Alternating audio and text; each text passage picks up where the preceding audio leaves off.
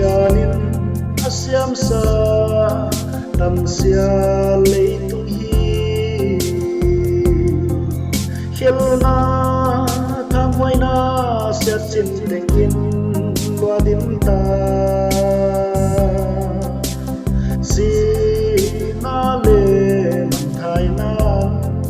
mihing tuamkualta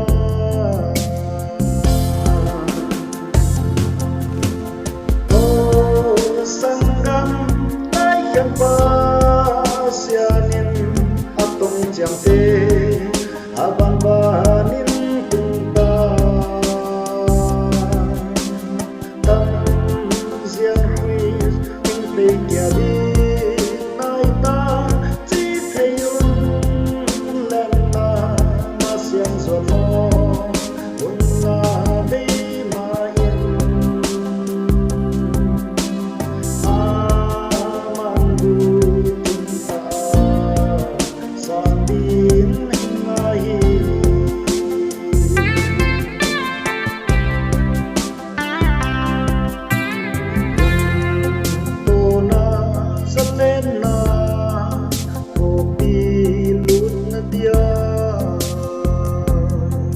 Gospel tang tupa kupom non so lawin mo abeima na panglen na Khrist na sang so mo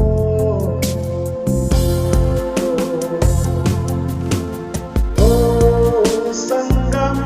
ngaikhi'n Pasianin at tongchiemte banbanin tungta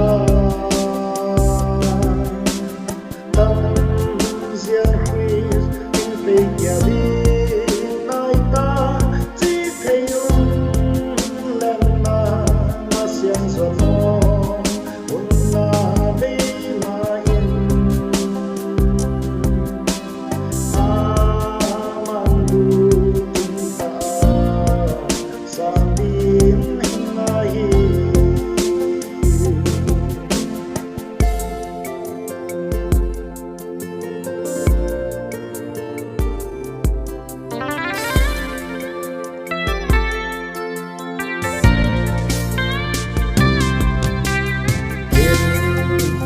siatleitung hing tamte sangin mo manok na itelzo sanggam gel payin bolban inung mukya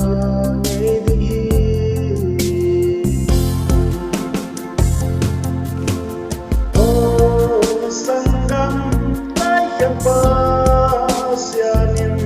at tongchiemte banbanin tungta zia'n Khrist hing peikia Naita thei unlen siang zuannaw'n abeima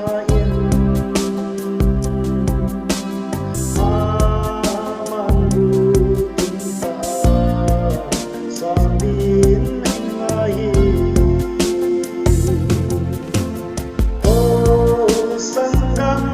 ngaikhi'n Pasianin at tongchiemte banban